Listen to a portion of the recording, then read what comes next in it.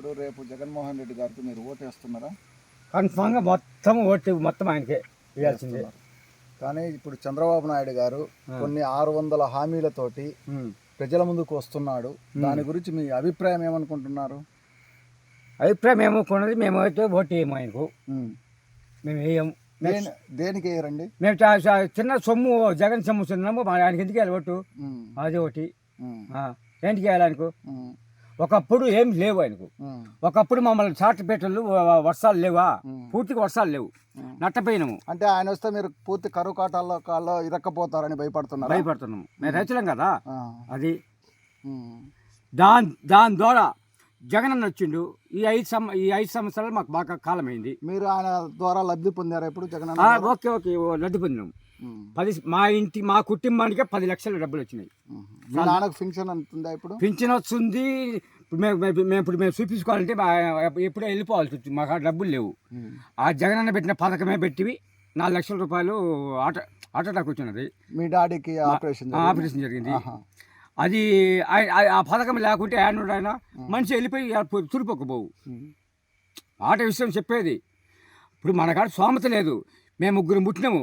ముగ్గురు నీ కాలేపై నా కాలేపై ఏం చేయాలా? కానీ వీళ్ళు అబద్ధం హామీలు అని చెప్పేసి చంద్రబాబు చెప్తున్నాడు. దాని గురించి మీ ఉద్దేశం ఏంది? చంద్రబాబు అబద్ధము. వాడికి ఎవడు ఓటేయడు. ఎవరు వేస్తారు వాడికి ఓటు? ఇంకా అమాయకులు ఉండరా వేయటానికి? చూసినాం కదా ఒకసారి.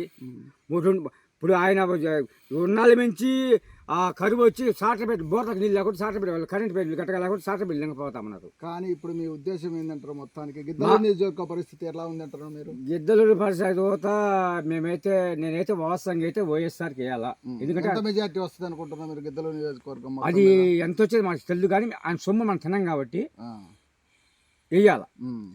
మీరు మొత్తం మీద ఎన్ని ఓట్లు వేయగలరు మీ కుటుంబ సభ్యులు? 200 ఓట్లు ఉన్నాయి గిద్దలూరు నియోజకవర్గం తరఫున. నా పక్కన 150 ఓట్లు ఉన్నాయి. 150 ఓట్లు. ఇంకా పక్కన చెప్తుండా ఏం మీకు తెలివి ఉందా లేదా?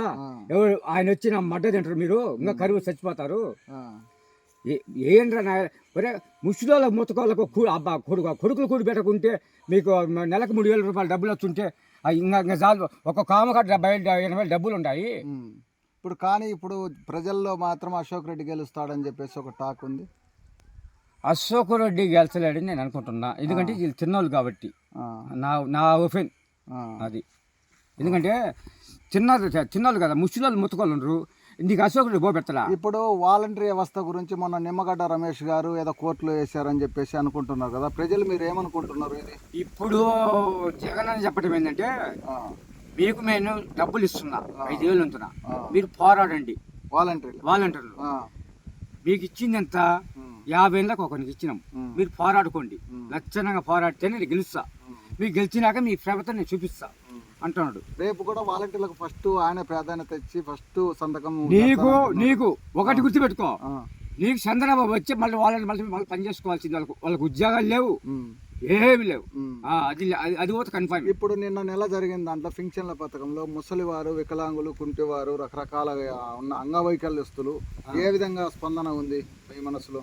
మా మనసులో ఏళ్ళు పడకుంటే వస్తున్నాడు ఆయన సత్యవాలయం అవస్థలో వస్తున్నాడు. ఏళ్ళు పడకుంటే ఏళ్ళు పడినాలకు డబ్బులు ఇస్తుండ్రు. ఏళ్ళు పడినాలకు ఇంటికి వచ్చి ఇస్తుండ్రు. ఇంటికి ఇచ్చి ఇవ్వడం బాగుందా, సచివాలయం కాడికి పోవడం బాగుందా? ఇంటికి ఇచ్చే బాగుంటుంది. మరి మన నిమ్మగడ్డ రమేష్ ఈ విధంగా వేసినాడని చెప్పేసి కోర్టుకి వేసినాడని ప్రజలు చెప్పి రకరకాలుగా అంటే ఎన్ని లోకంలో నేను ఏదో పుల్ల పెట్టకుంటే అది ఎవరు పెట్టిండ్రు? ఇప్పుడు పుల్ల ఎవరు పెట్టి? చంద్రబాబే. ఆయన పెట్టకుంటే ఎవరు పెడతామా? కన్ఫామ్. తెలుసా? తెలిసేదేముంది? నువ్వు ఇప్పుడు ఇంటికి వచ్చి ఇస్తుంటాడు జగన్ అన్న, ఇంటికి వచ్చి ఇస్తున్నాడు. ఏళ్ళు పడకుండా ఇంటికి పోయి సంతకం ఏళ్ళు ముద్ర వేసి తమ్మేసి వస్తుండయి. అది కన్ఫామే కదా. ఈడ సింగరపల్లి గ్రామంలో ఒకరికి ఎవరికి డబ్బులు రాంది నాకు చెప్పు ఒకసారి. పచ్చబాతులతో రాలేరు. మంచంల వల్ల రాలేదు. రికార్డు ఉంది. ఏ రికార్డు? పింఛన్ వచ్చే రికార్డు ఉంది వాళ్ళకు. వాళ్ళ డబ్బులు ఎక్కడికి పోవు. వాళ్ళు ఆ ఆఫీస్ వచ్చేసి వాళ్ళకు కూడా టైం ఇచ్చాడు కదా, కొద్ది రోజులు 7వ తారీఖు 8వ తారీఖు వరకు వచ్చి సచివాలయ సిబ్బందినే సంతకం వేలిముద్ర వేసి ఇయ్యమని చెప్పేసి. ఏమని చెప్తే నడిచిపోతుంటే ఆ సత్యపాలన తీసుకుంటారు. నర్సలను ఏం చేయాలా? ఇక్కడ ఇంటి దగ్గరికి వచ్చారు కదా సచివాలయం, ఇచ్చారు. ఇచ్చారా? ఇచ్చారు. అది జరిగిందా? జరిగింది. నిజమేనా? నేను చూపిస్తా రమ్మను కన్ఫర్మ్. కానీ ఇప్పుడు చెప్తున్న సచివాలయ వ్యవస్థను వాలంటీర్ వ్యవస్థను పూర్తిగా తొలగిస్తానంటులే చంద్రబాబు.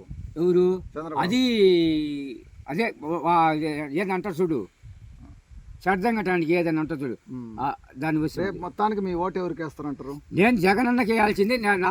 నా ఒపీనియన్ మొత్తం నేను ఫాలో అవుతా. సరే అయితే ఓకే, అద్భుతం. Thank you brother, thank you so much.